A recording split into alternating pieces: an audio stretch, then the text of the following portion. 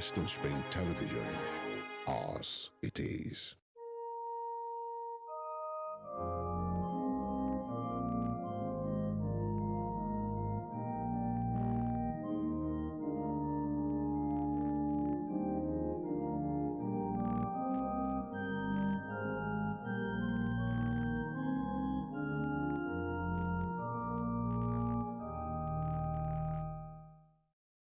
Hello, good afternoon, viewers. Happy Sunday. This is the last Sunday of October, and we bless the Lord for his blessings and his grace upon our lives.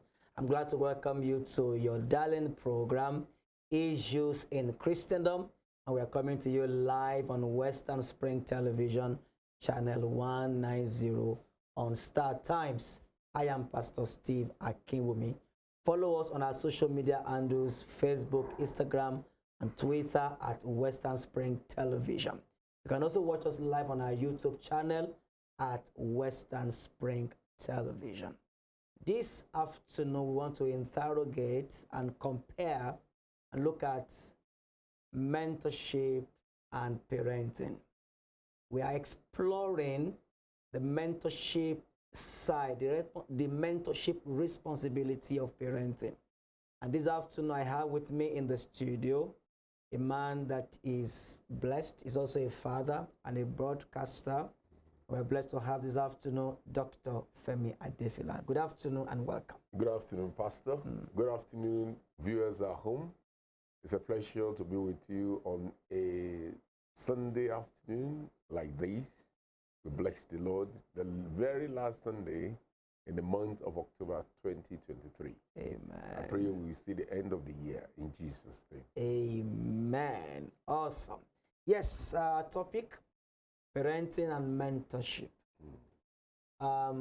You know, in these parts of the world, largely parenting is viewed from the prism of provision. Just make life comfortable for the children, good house, good education, all that. Is that all about parenting? It will be foolhardy for anyone to see parenting strictly from the lenses of making financial provision. No. You are just doing 35% Wow. of the job. Wow. And you have left about 65% undone. And what you leave undone will become your undoing. It's unfortunate about life. Parenting goes beyond the realm of just giving money. It's critical, it's important, it's foundational, it's strategic, but it goes beyond that. Parenting is about mentorship, it's about mentoring. It's about getting involved in the life of a child. It's about teaching them. Proverbs 22:7. Teach your child in the ways of the Lord. That's right. And when he grows old, he will not depart from it. Teach. Teaching is not a one-off thing. It's a continuous thing. That's right.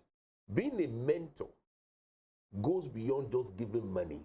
If you go into the Bible, there are examples of good mentors who had mentees.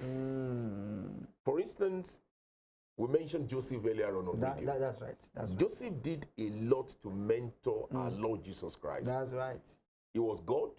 He was man. He came on earth. It was Joseph's responsibility to mentor him, to nurture him. And something also caught my eyes. Okay. When Moses was caught, unguided on the sea and on water, he was floating. That's right. Pharaoh's princess, Pharaoh's daughter, when he beckoned on the woman, he said, I hand over this child to you, nurture him. Nurture him. So mentoring is nurturing. And what you need to nurture the spirit, the soul, and body goes beyond money. You need the words of the Lord that you must continually and diligently teach your mentee. That is the duty of a parent.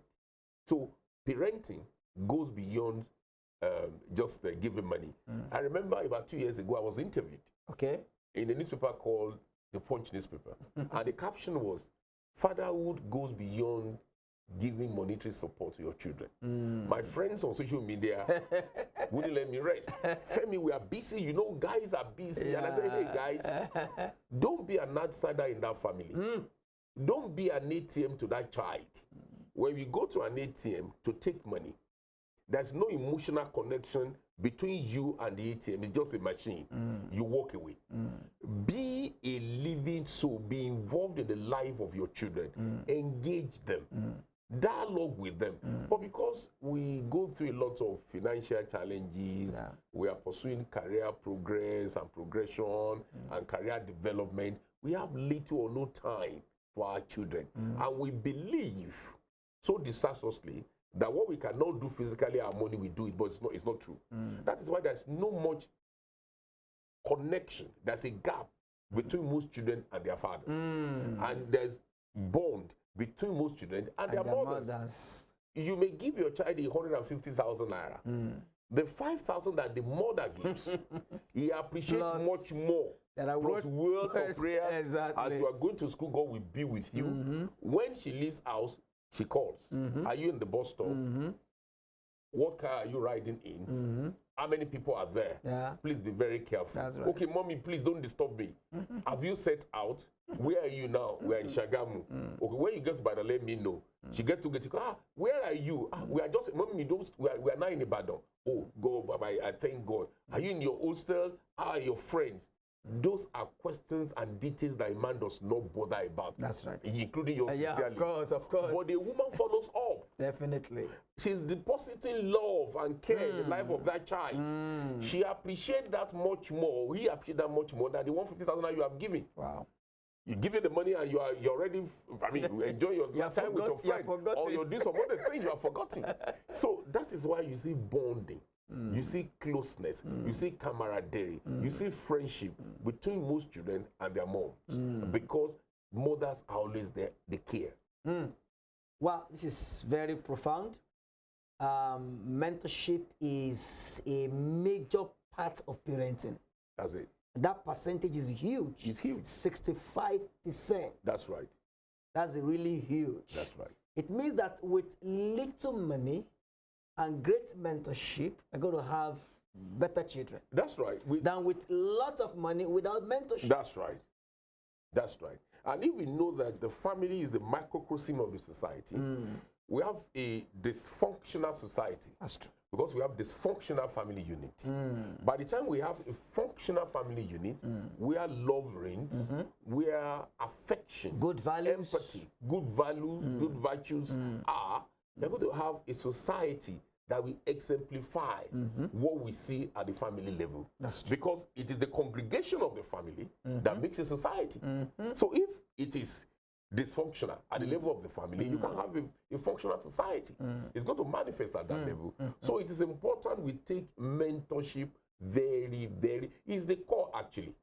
Is the very core of parenting. Because when the Lord gives you a child, He's giving you in trust. What a privilege. It's in trust, it's a privilege. You have a future to nurture. You have a destiny to mold. You are like Amakoko. You understand? That's right. And that's the way you will determine how far he or she goes in life. Though I agree with you without any doubt that nurture nature may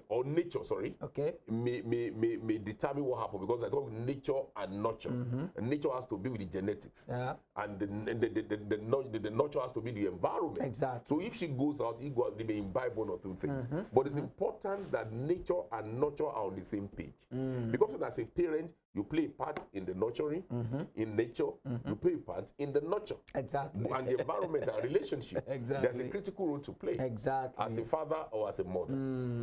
Wow, this is so great to see how as parents, we're not just providers, we are also mentors. While you were talking, the story of Samson just played on my mind. The parents. The angel appeared to them and told them, I'm giving you this child and all that. And then they were given instructions on how to nurture the guy. And then we saw what the boy, what he turned out to be eventually. Contrary to what God wanted. That's right. So that means there was a failure in the nurturing. The parent dropped the ball at certain point. That's true. They did their best, they didn't follow up. They had a great task, they had a great child on their hand, ordained by God himself, but they failed in the nurturing. Let's look at the life of Jethro and Naomi. Naomi was a mentor. And Ruth. No, Naomi was a mentor for Ruth. Yes. Jethro was a mentor for Moses. That's right. That's right. When Moses was laboring, he was doing virtually everything. He was about to kill He was almost killed himself. He was about to die. Exhaustion. Don't kill yourself.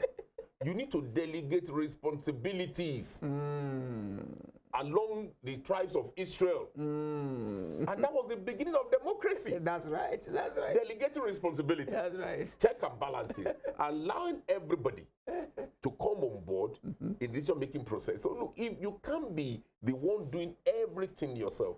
So Jethro dropped an idea as a mentor in the life of his mentee, his son-in-law, that changed the course of life forever. That's right. That is how powerful a mentor can be. Ditto with Naomi in the life of Ruth. That's right. She did a lot. A lot. She did a lot. Giving instructions. Giving instructions. At the point Ruth said, I won't leave you. Where you go, I will go. I will go. Where you sleep, I will sleep. That is the effect of a good mentor in the life of a mentee. Wow. So mentorship is a serious responsibility. It's key. It's key. And but unfortunately, because of the demands of the moment, because of career pursuit, because of financial challenges that we have, most parents have no time to deliver on this sacred responsibility, because mentorship and parenting are spiritual responsibilities. That's right. That you have to discharge on behalf of the Lord, because children were given in trust by the Lord. We are the small gods in their lives. Caretakers. And we are the caretakers on behalf of the Lord. And you can mismanage the life of a child and you can manage it well. I've seen lives of children that were ruined by virtue of the fact that the parents went both ways. They are different ways. That's true. A divorce can be a reason for the ruin in the life of a child. That's true. Because if a child is growing up, and if you go to America, for instance, they say that most black families are dysfunctional. That's true. You know why? Because father, who was supposed to be father figure for their sons, they are in jail. That's true. For one reason or the other. So you see the children failing early in life. They take into drugs, they take into prostitution, they do all manner of things. Because there's no check in their life. There's no father figure. No role model. There's no role model to look up to. That this is how to behave. This is not how to behave. You need to exercise confidence, self-esteem here. You need ego here. You need to dethrone ego here. This is how to react when you are bullied in the school. This is how to report. That is the step-by-step of mentorship. Wow. This is really serious. Now, having laid that foundation that parenting heavily involves mentorship. Unfortunately, as parents too, what training do we have to be able to impart our kids with the right values? Because I was looking at the example you brought up about Jethro. The counsel he gave to Moses, I'm thinking, where did he get it from? So I was just thinking, could it be because he has only girls? Then he felt, these only girls, I can't be doing things for all of them. So they have to be responsible. So he started giving them, you do this, you do this. Even though I don't have boy, I have all girls, but you still have to be responsible. I'm just thinking, could it be? The example was a bit cultural for him. Okay. I think he harvested it from his cultural background and knowledge of his own environment. Native intelligence. That was a bit strange to Moses, where he was coming from. He was coming from Egypt. That's right. He was coming from the palace. He wasn't used to that. That was a monarchical hierarchical style That's true. of governance. That's true. So they were doing, it was used to a king that will sit on the throne and dish out instructions. Imperial Majesty. Imperial Majesty. And they say, hey, man, you can't continue to be an Imperial Majesty among these people. Exactly. You need to delegate responsibilities. Yeah. So that was what Jethro had to tell Moses. awesome. And that changed the course of history for life. For life. And that was that was I would believe that was exactly. Okay. But you see, these days, we must be very careful about parenting and mentorship now with the social media. That's true. Because what you fail to do, social media will fill the gap for you. That's true. And what betides you if the girl or the boy, that girl or the boy of yours is seeing the wrong side of social media. That's true. With the pervasive nature of information technology, information is everywhere. These days, children will not bother to ask you, they ask Google. That's true. The informations are there. That's true. And you may flip their life if you are not physically there. You know, we grew up in a conversational age. We sat down with our parents, they taught us things. Hello. We had discussions. In those times. Law, tales, in the moonlight. Yeah. We did everything like that. But now, social media, everybody is on phone. They are together. You are eating together. Everybody is busy. On the phone. They are occupied. Their minds, their soul, and spirit are there. Social media has won the heart and mind of children. So that's why we must be more circumspect. We must be more, I won't use the word desperate, we must be more determined than deliberate. Let me use the word deliberate. We must be more deliberate to win the heart and mind of our children. If you don't win their confidence, you have no right and you are not in position to mentor them right. That's true. The first step is to win their confidence. They must trust you. If they don't trust you, you can't win their heart and mind. And we must start early. You must start early.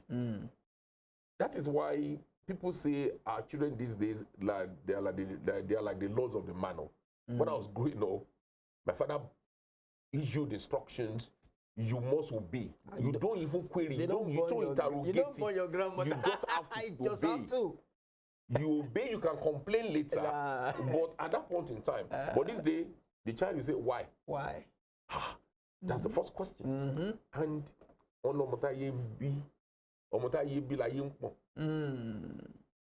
so you have to know the limitations of this generation.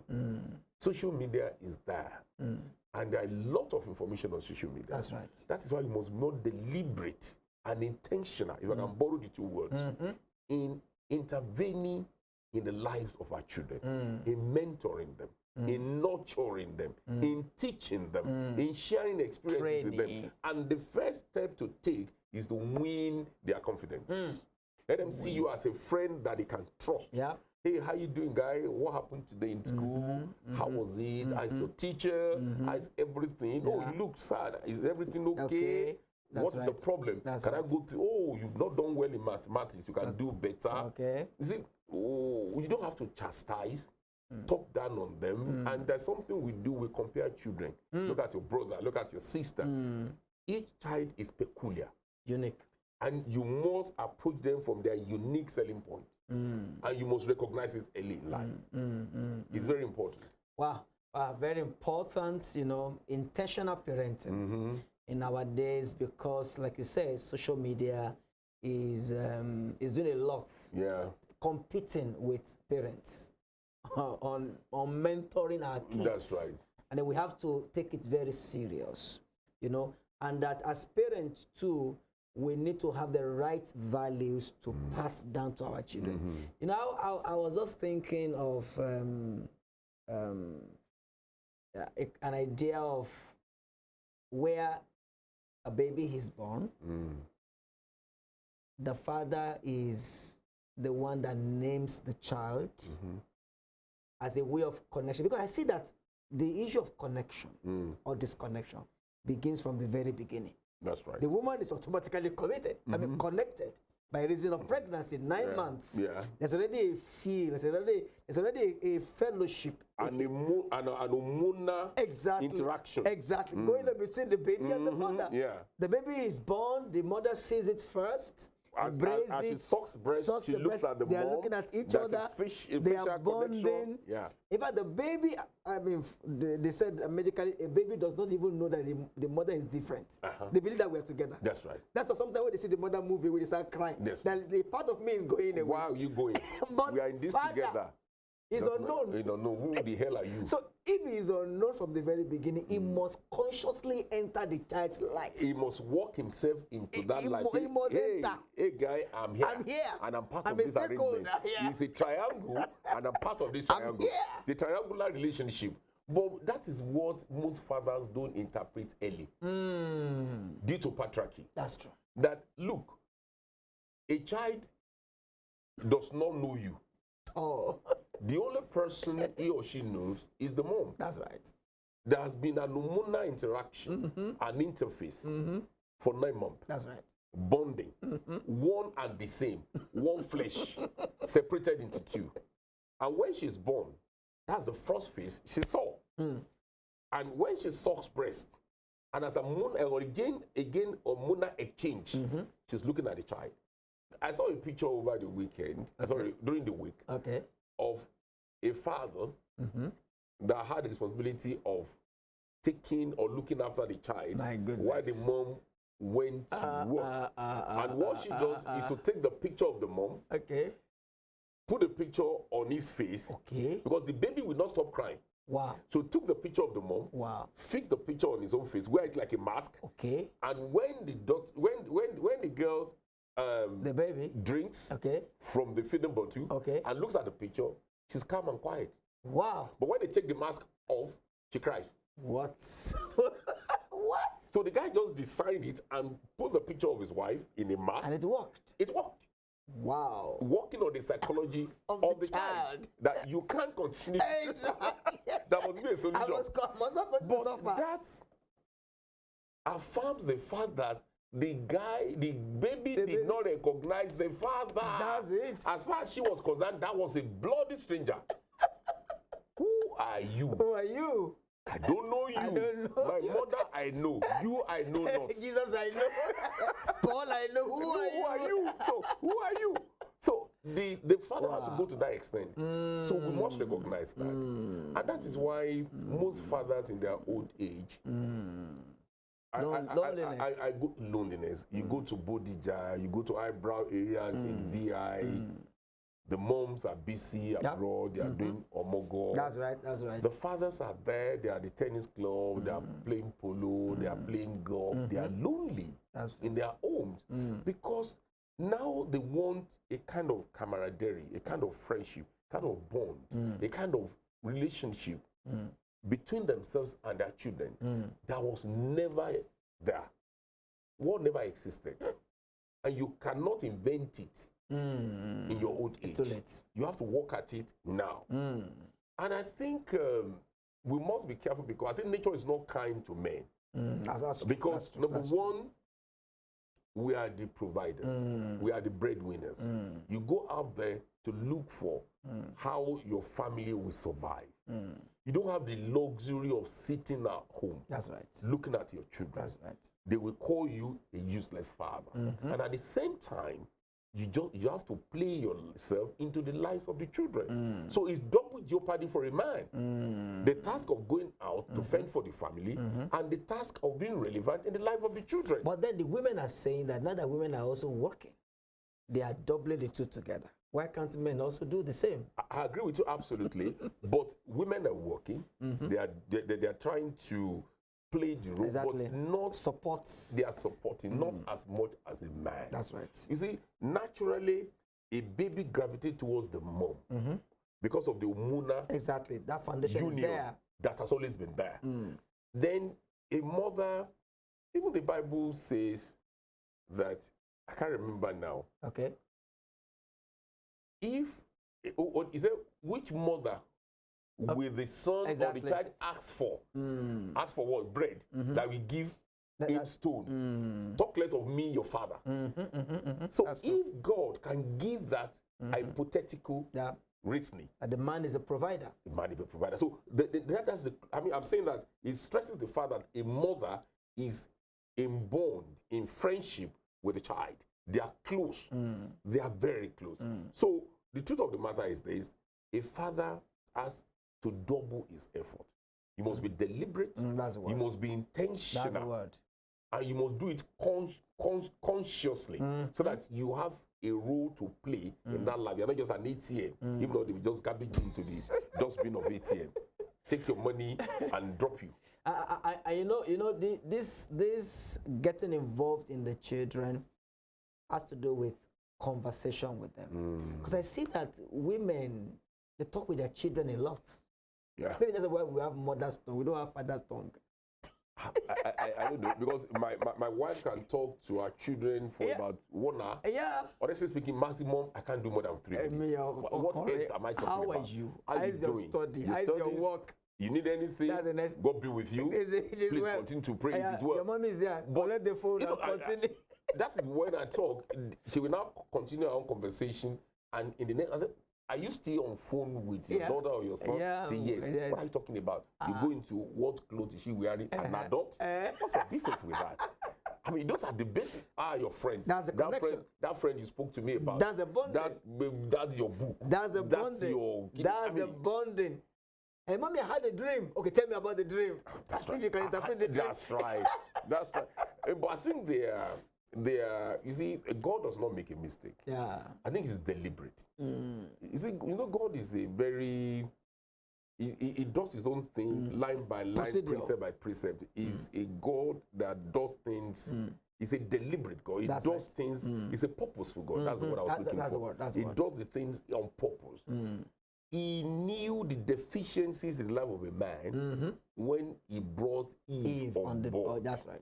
He brought Eve on board to make up for the shortfall in the life of a man, the emotional aspect of it. We're not as emotional as they are. Women are very emotional. They are very passionate. Give that to they them. are compassionate. They are, they are very energetic. They are empathic. They are just there.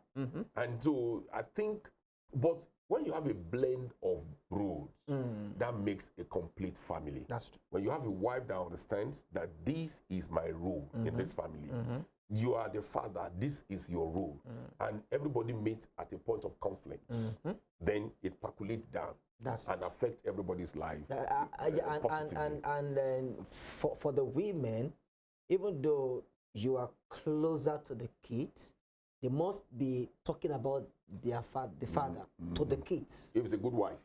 A good wife. And if the man is in the good book. In the good book. That's right. Thing. That's right. That's right. Because some women take advantage of their closeness to their children. And blackmail the man. That's right. Blackmail the man, demonize him, and canonize themselves. Exactly. That's right. Which is very unfair. Very unfair. And because the man is not there, he's not within the space. He's not there. To speak for himself. One line story. That's right. And then the innocent child, he is already bought. That's right. And then I know sometimes too, some of those kids, when they grow up, they now have better understanding. Because they now become parents themselves. Exactly. They now see, oh, that was a politics. That was politics. I was just a pawn in my mother's chessboard. Exactly. Yeah, it's happened. It's happened. The eyes get open. Exactly. But maybe too late. But opinions are formed. Exactly. Minds are made up. And gaps are being created that cannot be recreated. That's true. That's very unfortunate. So a man has more role to play, more mentorship role to play, and must be more deliberate and intentional to play the mentorship role. Exactly. In his own interest.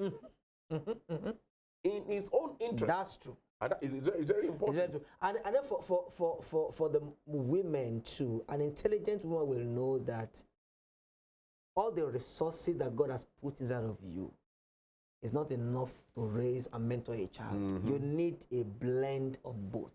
I think that's why Joseph has to come into the picture of Jesus. Jesus Christ. Because obviously he wasn't responsible for the pregnancy. That's right. So why being brought in? Because there's a need to have that male father figure in the life of Jesus. In the life of Jesus. It's not just the woman.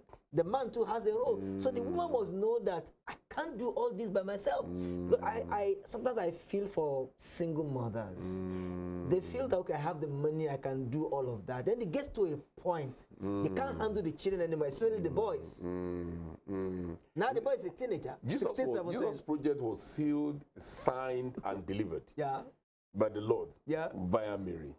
Well, because there was need for a male influence in the life of Jesus. That's right. Jesus came and became an apprentice in his carpenter shop.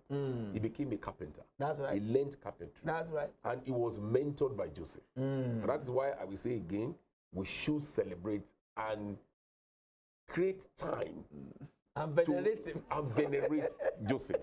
He did a lot. Honestly, he did a lot. But unfortunately, typical of how humanity treats male gender. That's right. We have neglected the role of Joseph in the life of Jesus. We celebrate Mary. We have shrines.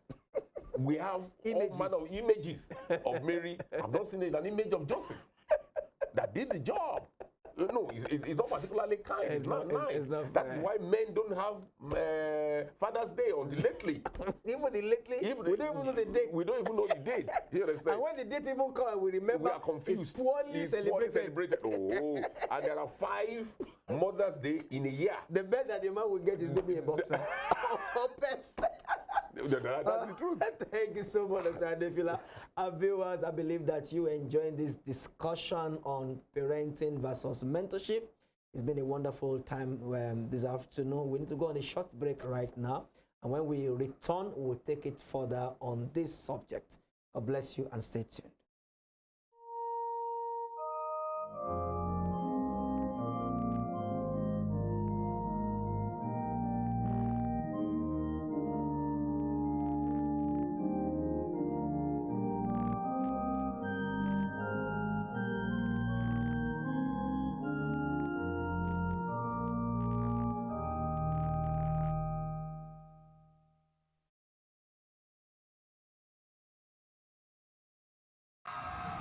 Nigeria once had giraffes, rhinos, and cheetahs.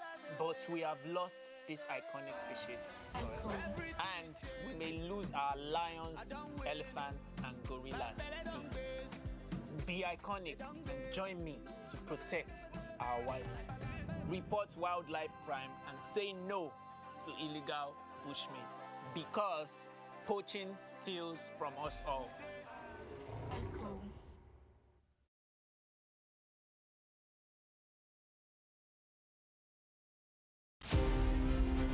Born 16th September 1923, named Harry Lee Kwan and known as Lee Kuan Yew, he was often addressed by his initials of LKY. Lee Kuan Yew was a barrister and the first Prime Minister of Singapore between 1959 and 1990.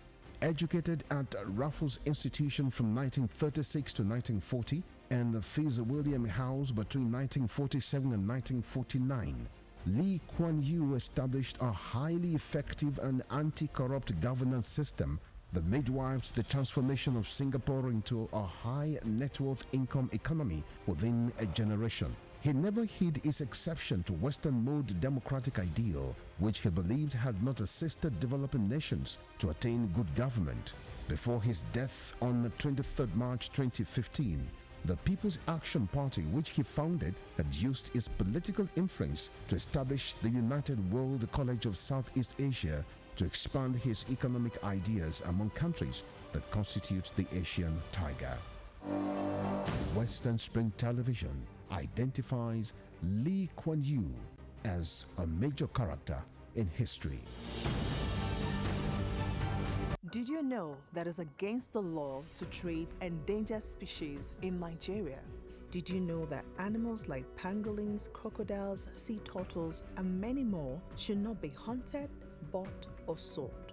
The best thing for them and the safest thing for us is to leave them to play their role in their natural habitat.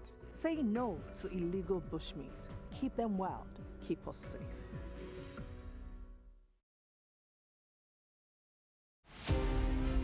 This iconic African presents the narrative of a man destined to exert an imperishable global influence in Western education. His was a story of a freeborn, captured and sold into slavery. He was born in Oshogun, a native Yoruba village near Iseyin in Okeogun axis of southwest Nigeria. Samuel Ajayi Crowther was the foundation student of Fora Bay College, Sierra Leone, the foremost university where the pioneer set of native Africans were educated. Samuel Ajayi Crowther's greatest contribution to humanity was his translation of the Holy Bible into the Yoruba language. The man who authored the Yoruba dictionary was also credited with the translation of English classic hymns into Yoruba and the Ekwere languages. Samuel Ajayi Crowther's private residence in Badagry, incidentally the first story building in Nigeria, is an Akava museum dedicated to the memory of Africa's first bishop. Western Spring Television identifies Samuel Ajayi Crowther as a watershed character in history.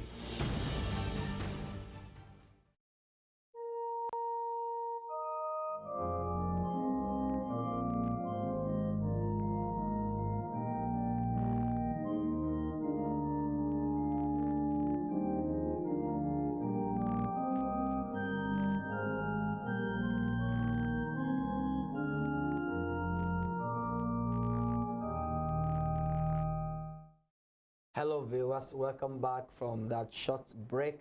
This is Issues in Christendom, and the topic on the table today has been mentorship versus parenting. And we've looked at the value, the importance of mentorship in parenting, and the fact that as parents, we also need to have the right set of values and the will to pass down what we have, so that we can raise children that will become asset to society that we are also proud of eventually. Now, I want us to look at, Dr. Defila, I want us to look at where you see a vice in you as a parent. See it in the life of your child. A struggle in one's life as a father. Maybe a father is given to anger, and then you start seeing this child manifesting it. Of course, it's not something you are proud of. How do I respond to help my child? I think I want to suggest that the first thing to do is to borrow yourself sense. Let me use that word. And exercise wisdom. Because you need humility to approach the issue. You need to dethrone ego. If it exists, and you need to come to terms with the fact that I need to interrogate this, and I need to put these things right. I think what you need is communication. You must create a table for conversation. That's right. Between you and your child. And you must let him know that I've suffered this same trait. This vice was in my life, or is still in my life, but it does not pay.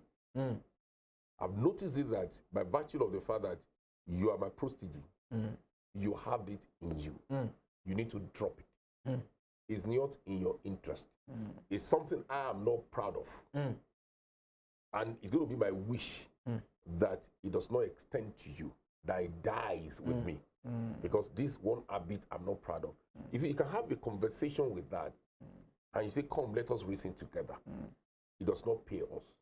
Anger, a man is a product of nature and nurture. That's right. May run in a family. That's true. That's true. But everybody knows anger doesn't pay. Anger lies in the belly of the fool. So if you recognize that, that I don't want to be a fool, or if I've been foolish, I don't want my son to be a fool or my daughter to be a fool. That's right. You must have that conversation with him or her, that this doesn't pay. These are the instances where I'm telling you this. From experience, I want you to know that if you want to be ambitious as a person, you want to be very daring as a person, there's a limit to it. There's a limit to being daring. I want you to be focused. I want you to be ambitious in life, but don't be too daring. You must take calculated risks in life. Don't take and make forays into oblivion or make forays that will look you will look very arrogant, or don't bite more than what you can chew.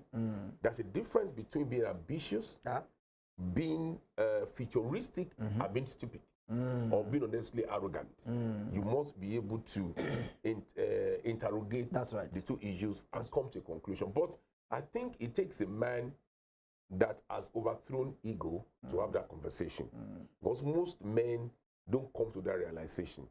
A problem realized is a problem solved. That's right. A problem discussed is a problem solved. Okay, this is a problem. When a man comes to a point that he knows that an habit he has is a vice, that is the end of that vice in his life. But if you don't come to that realization, and you still gloat in it, or you grandstand with it, then that means you don't realize that it's a vice, it's a shortcoming, and you need to jettison it. So if you see it in your child, and you are bold enough to say, hey, you must have this conversation, it is because you have dethroned ego, yourself, and you have realized the fact that this does not pay, and it does not help, and it must stop. Because sometimes too, you know, parents, we don't have that sincerity to admit that what this boy is manifesting, I've got it. It's my trait. Even if you have overcome it, it was there in the nature. At the beginning. At the beginning. So what some of the parents do is to vent anger on that child by saying that, I don't like to see you do this. But the child can also possibly see the father manifest the same time, be like, Daddy, I look like you after all. They are living in denial. In denial, exactly. When you live in denial, you do that. Then you are a bully. You're just a bully. You are living in denial and you are a bully, and you are not helping yourself nor helping the child. That's true. Because my prayer is that my children should be a better version of me. I tell them that you should be better version of me. You should do better than I have done. Because if I've done better than my parents, you must do better than and it's all in a compassing. That's right. In my traits, in my characters, in my personality, in my engagement. Even in success. What have I done? In success. You must tower and eclipse what I've achieved in life. That is what you call success. So when I'm old, I will look back and say, my children are successful because they've done better than I've done. But if you do less than I've done, then I've failed. Then I haven't taken it, I've not taken you far. So you must realize that. And it takes a man that is not in denial. Even, you know, as a person, most of us are not. If we can be very sincere and we don't live in denial, our relationship will be smoother. That's true. We can keep friends. Our marriage will not be dysfunctional. Will not be going through troubles. Oh, what I'm doing is not right. I need to change.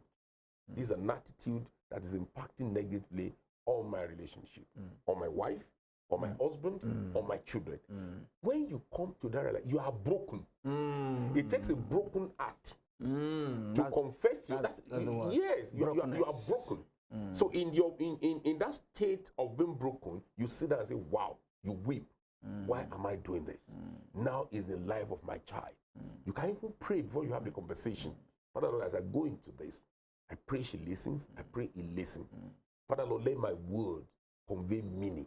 Let the Spirit take the words from me and minister unto him or her. But I know that any man that can come to that point, that I know a lot of people that are very arrogant, and I see arrogance in the life of their children.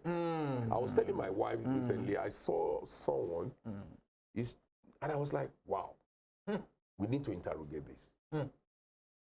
And it is important that the man realizes it, or she realizes that, and have a conversation. That's right. That you don't behave like this. Once you sign off on those character traits, or you endorse, or you validate it, you are encouraging the children to continue. That's true. But when you say no, it's not it does not pay, it's not right. It's not. You see, I was looking at the word righteousness. Okay. You see, righteousness is about doing right. That's right. It's simple. The simple word is doing right in your conduct, in your word, in your personality. Just doing right. Doing right. That is righteousness. So if you are righteous enough to know that I've not done well, I inherited this from my father, or I've been on this wrong lane of life, and I need to make a recourse to the right lane and revert, then you're good to go. You're good to go. But it takes a broken heart brokenness to come to that realization. brokenness is really, really key. You know, the Israelites, at a point, God told them they should document their journey so that when they get to the promised land, they can tell their kids the history of how God took them from Egypt down.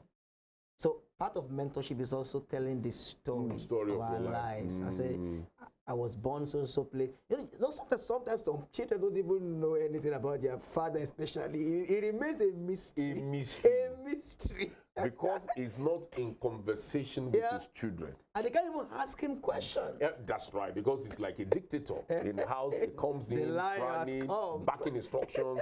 The lion has come, everybody to the tent, Israel. Exactly. And even when we tell the stories, we gloat. We grandstand. We don't tell our children the real story. A man that perpetually came last in class. We share the story of coming first to his children. No, serious. That's not mentorship. It's not mentorship. It's not right mentorship. Nah. Let me tell you a story of what happened to a cousin of mine. Very brief. Okay. He came back from England. Okay. Then we were together in school, Christ School, Adwekiti. Okay. Then one day, the mom, I was there. The parent, he was Olu, what happened to your result? We thought you were a genius. Wow. You started off a genius. And you know what the guy said? Oh, well, now can I be a genius? If there's no genius in any of the genes that produce me. Yeah. What a child. Serious. Only if there's no genius in any of the genes so how do you expect it to become a genius? That would be a magic. I was there. My God. The mother went north. Wow. The father went south. Of course. And that was the end of the discussion because he gave the right answer and dropped it like a bomb. That's a serious one. Meanwhile, the stories we all tell our children, when I was in class. I was the best. No, I was the best. I tell my children the story of my life. I paint a graphic details of my journey, my educational journey, my journey in life. Learn lessons from my journey. That's right. And be stoic. Don't drop the ball. Keep your eyes on the ball. But there are bound to be ups and downs. It's the nature of life. If you are traveling between Lagos and Ibadan, that's one of the best roads in Nigeria. There are ups and downs. There are slopes. There are valleys. There are hills. That is the nature of life. There's no royal way to success. And you must not give the children that impression. Because every great thing starts very small. That's true. That is it. So if you give that impression, hey, don't despise the days of little beginning. You are not doing well today, but there are potentials. But keep your eyes on the ball. That's right. Keep your eyes on the ball. Work at it. Set goals for yourself. Be confident. Have self-esteem. They will get there. But they will see it as part of nature of life. That I'm growing. I'm going through gestation period, and I will breast the tape someday. So part of mentorship is to also go through the process with them. On before the process towards a destination. That because I've been there before, so I can equally be a mentor and tell you, child, can we go through like this? I can identify with you. You know, a parent possibly who maybe had to do WAHEC 2 or 3 times. No. And then this child now fails once, and then you feel that the whole world wants to collapse. Oh. I mean, that was what happened to you. But that was the impression you created. Exactly. I think it is a sin to not to make worse. In this country, we've had news of children who didn't pass JAMB and committed suicide. Yeah. In this nation. It's pressure. It's in pressure. Parental pressure on the children. Wow. They put these children under enormous pressure. Enormous pressure. Look, you see, I learned a lot from my wife about this. I stopped putting them. Some of us from the hinterland, and that we grew up under pressure. Yeah, we thought the best was to replicate it. That's it. But she cautioned me, hey, you don't have to do that. When my daughter entered Louisville Girls High School, Italy, I think she was around, I don't know, around 9 or something like that, or 10. Her essay was the best. She went for the exams, entrance exam. They had to reproduce what she wrote because she's very good in literature. Wow. She writes so powerfully. Wow. They had to reproduce it. Wow. So when she was graduating, I was expecting all A's. I think she dropped the ball. She made 1 C and 1 B. She made A's. Okay. And I was like, Mom, I should have made all A's. Before we go to her, my daughter said, hey, you got to stop this. Wife. My wife. My wife said, you got to stop this. Your daughter has done so well. That's right. What she deserves is a peck, a kiss when you see her, a hug to encourage her. Don't, because you didn't win the top awards by scoring all A's, don't be downcast. So I changed before I got to her. We hugged, she kissed us. Celebrated. When you were not going, she said, Dad, I'm sorry that I made a C. And she made 6 A's, 1 B, and a C. I said, no problem. No problem. You're good. You're good. You have to swallow that. Yeah. So it was a lesson I learned. I could have reacted negatively. That could have actually affected the girl psychologically. That I didn't measure up to my father's expectations. That's right. That could be very negative. So that is why a child that has done badly in JAM will commit suicide. Because the pressure has been enormous. Let these children breathe. Let them breathe. Parting message, Dr. Adefila. Mentorship is key. Mentorship is 65% parenting. If you are a parent and you are worthy of being called a parent, you must take mentorship seriously. You must mentor our children. Mentorship is about telling them the truth, taking them through the lessons of life, and walking through the lessons of life with them. Communication is key. That's right. We must be present in their lives. That's right. We must interface with them, interact with them, and you must tell them the truth about life. And we must groom them. We must nurture them. That is the expectation of God from us as keepers, as caretakers. Wow, thank you so much, Dr. Adefila. What a time together today. What's drawing from the wealth of wisdom, mentorship, and parenting. Our viewers, I believe that we have been so much blessed and also helped. Please, let's take it up. Mentorship, mentoring our children into what God wants them to be in life and destiny. And the Lord will bless our children. They will become great in our lifetime in the mighty name of Jesus Christ. Next week, Sunday, will be another time again. We will come your way for another beautiful topic on the program Issues in Christendom on the same station, Western Spring Television. I remain yours, Pastor Steve Akinwumi. Bye for now.